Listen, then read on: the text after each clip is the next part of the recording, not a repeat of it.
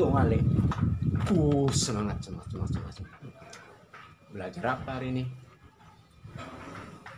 Kau kan tahu mau belajar apa. Ya kasih tahu lah mereka. Yuk. Masa masih nanya? Jangan lupa passwordnya kasih tahu. Anak-anak, hari ini kita akan belajar tentang reproduksi pada manusia. Jadi yang akan kita pelajari tentang spermatogenesis, oogenesis, menstruasi, sama fertilisasi. Nah, dalam video ini juga sudah ada soal linknya. Nanti anak-anak silakan kerjakan. Passwordnya ada dalam video. Maka simak video ini dari awal sampai akhir. Selamat belajar ya. Seterusnya. Anak-anak, tahukah kalian tentang organ-organ yang menyusun sistem reproduksi pada laki-laki? Perhatikan penjelasan Bapak berikut. Coba kalian perhatikan gambar yang ada di sini. Yang Bapak kasih tanda itu namanya penis.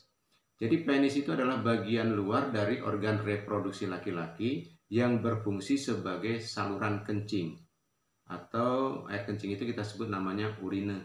Nah, kemudian berikutnya itu namanya skrotum. Nah, skrotum ini, bagian ini seperti kantong yang di dalamnya terdapat testis. Nah, testis itu apa? Testis itu adalah bagian yang bentuknya bulat telur yang tersimpan di dalam skrotum. Nah, fungsi daripada testis itu adalah untuk memproduksi sperma dan juga hormon testosteron ya. Perhatikan lagi yang Bapak kasih tanda, itu namanya epididymis. Nah, apa itu epididymis? Epididymis adalah saluran yang keluar dari testis yang berbentuk seperti tanda koma ya, dengan ukuran kurang lebih 4 cm. Fungsinya adalah sebagai tempat untuk menyimpan sperma sementara, gitu ya. Nah, kemudian perhatikan ada yang berikutnya itu namanya vas deferens. Nah, vas deferens itu adalah saluran panjang yang mengarah ke atas. Kemudian berikutnya coba perhatikan itu ada namanya uretra. Berfungsi untuk apa? Fungsinya adalah sebagai saluran keluarnya sperma juga urine. Berikutnya itu namanya kelenjar vesicula seminalis. Nah, fungsinya menghasilkan zat-zat yang diperlukan untuk perkembangan sperma. Nah, kemudian berikutnya itu ada namanya kelenjar prostat, terletak di bawah kantong kemih. Nah, fungsinya itu adalah untuk menghasilkan cairan bersifat asam. Berikutnya ada namanya kelenjar Koper.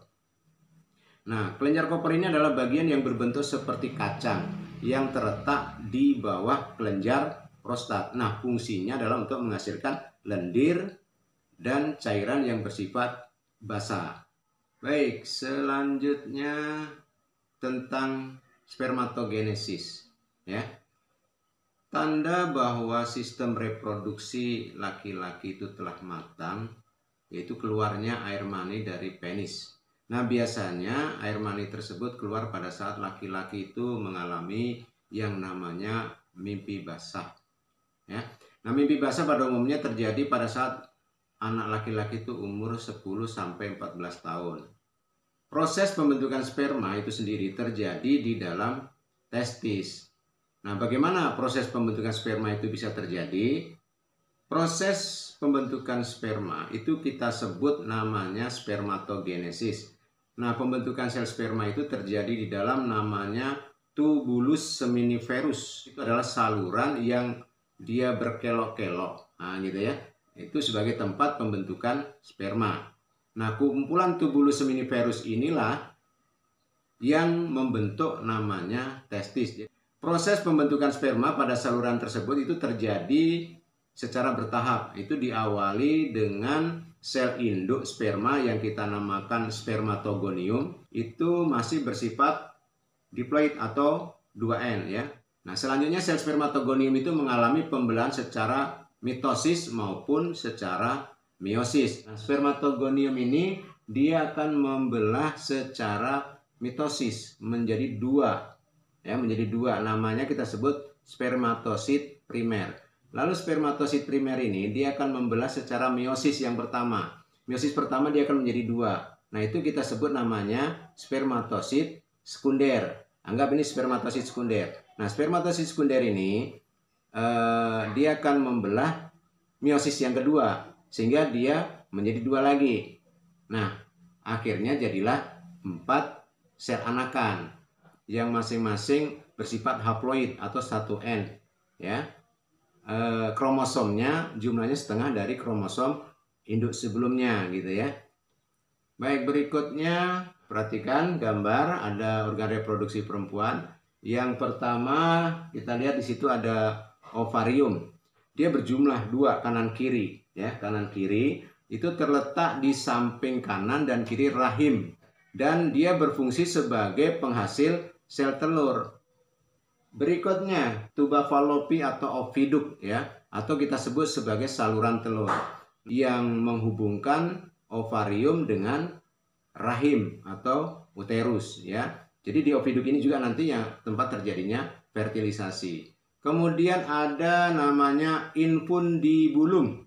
Dia merupakan pangkal dari tuba Fallopi, pangkal dari oviduk saluran telur tadi, ya. Kemudian berikutnya ada yang namanya rahim.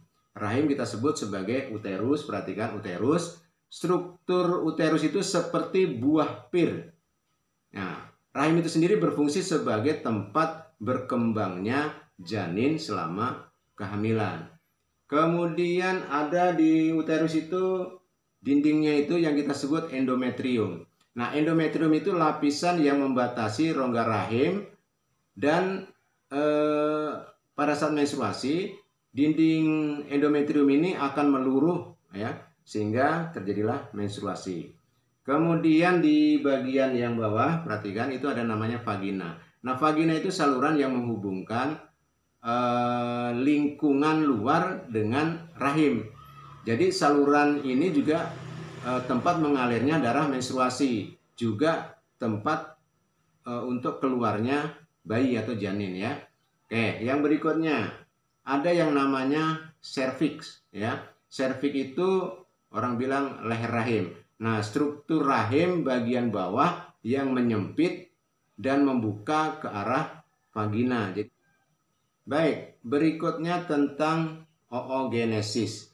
Kalian tahu enggak apa yang namanya oogenesis? Jadi oogenesis itu merupakan pembentukan sel kelamin perempuan, yaitu sel telur atau kita sebut sebagai ovum.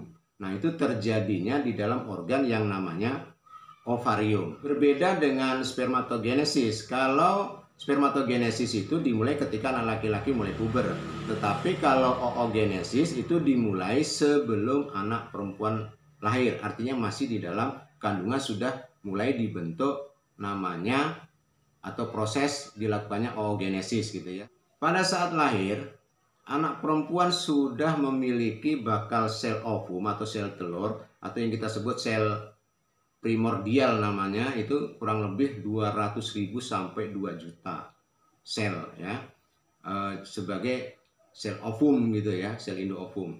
Namun yang akan matang atau berkembang sempurna itu hanya sekitar 400 saja yang akan diopulasikan. Jadi di dalam ovarium itu terdapat namanya sel induk. Nah, sel induk itu kita sebut namanya oogonium.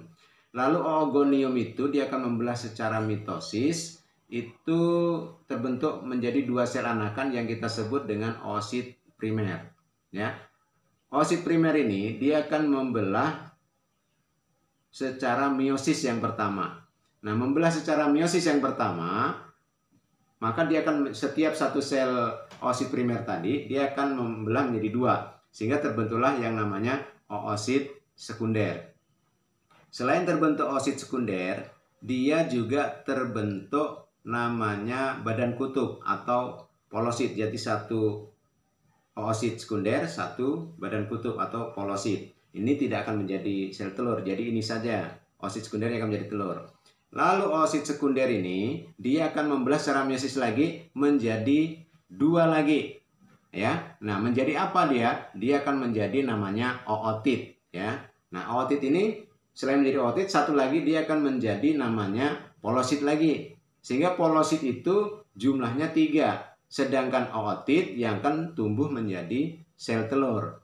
Jadi pada proses oogenesis terbentuk satu sel ovum, ya, satu sel ovum dan 3 badan kutub atau 3 polosit gitu. Oke, selanjutnya kita bahas tentang menstruasi. Bagi kalian yang perempuan tentunya sudah ada yang menstruasi ya. Nah, jadi tahu nggak kalian apa itu sebenarnya menstruasi? Jadi menstruasi itu sebenarnya merupakan suatu keadaan keluarnya darah atau jaringan. Juga di situ ada lendir dan ada sel-sel epitel yang menyusun dinding rahim yang ikut keluar di situ. Nah, apabila seorang perempuan mengalami menstruasi, maka akan keluar darah melalui vaginanya. Nah, menstruasi ini biasanya terjadi 1 bulan sekali. Nah, siklus menstruasi akan terjadi apabila sel telur yang dihasilkan oleh ovarium tidak dibuai oleh sel sperma. Nah, bagaimana proses menstruasi itu terjadi? Pada umumnya, satu siklus menstruasi itu berlangsung selama 28 hari. Akan tetapi ada perempuan yang mengalami siklus menstruasi itu pendek dan ada juga yang panjang.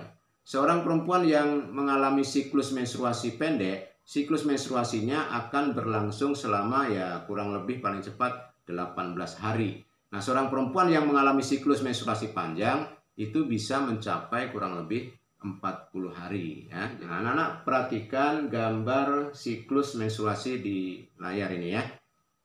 Fase pertama kita sebut namanya fase menstruasi. Pada fase ini hormon FSH, follicle stimulating hormone, itu akan memicu berkembangnya folikel di dalam ovarium. Ya, hormon FSH ini itu adalah hormon yang dihasilkan oleh kelenjar pituitari atau kelenjar hipofisis. Nah, kelenjar tersebut terletak di otak bagian depan ya, bagian depan. Nah, pada fase ini dinding rahim luruh dan seseorang perempuan itu akan mengalami yang namanya menstruasi. Pada proses perkembangan folikel ada beberapa folikel yang berkembang, namun hanya ada satu folikel yang dapat terus berkembang tiap bulannya. Nah, pada awal perkembangannya folikel menghasilkan hormon estrogen dan juga hormon progesteron. Hormon estrogen dan progesteron ini akan memicu dinding rahim untuk menebal. Pada saat ini dinding rahim sedang mengalami fase proliferasi. Nah, tujuan dari menebalnya dinding rahim itu adalah untuk mempersiapkan tempat melekatnya embrio. Nah, apabila sel telur dibuai oleh sperma, ya, maka embrio itu akan melekat pada dinding rahim tersebut. Ya, fungsi lain dari hormon estrogen itu adalah memicu kembali kelenjar pituitari untuk menghasilkan hormon FSH lagi dan hormon LH. Luteinizing hormon namanya. Peningkatan hormon LH ini akan memicu pengeluaran sel telur dari folikel yang telah matang. Nah, proses inilah yang kita sebut ovulasi atau proses keluarnya telur dari ovarium. Nah, sel telur yang telah diovulasikan akan ditangkap oleh fimbriae dan akan bergerak menuju tuba Fallopi atau saluran telur atau ovidu. Jika pada saat itu sel telur tidak dibuai oleh sperma atau tidak terjadi yang namanya fertilisasi, maka akan dikirimkan sinyal tertentu pada korpus luteum untuk tidak memproduksi hormon estrogen maupun progesteron. Nah, rendahnya hormon estrogen progesteron ini pada perempuan ini itu akan menyebabkan jaringan penyusun dinding rahim rusak dan pembuluh darah yang ada pada dinding rahim pecah, sehingga perempuan itu akan mengalami yang namanya menstruasi. Oke, selanjutnya kita akan bahas tentang fertilisasi atau proses pembuahan.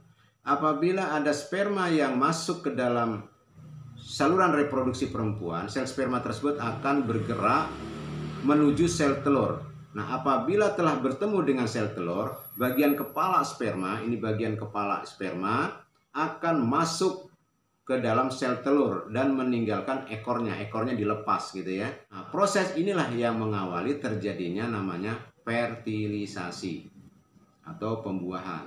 Nah, proses fertilisasi ini terjadi di dalam tuba Fallopi. Ingat, ketemunya sel sperma dengan sel telur itu terjadi di dalam oviduk atau saluran telur atau tuba Fallopi.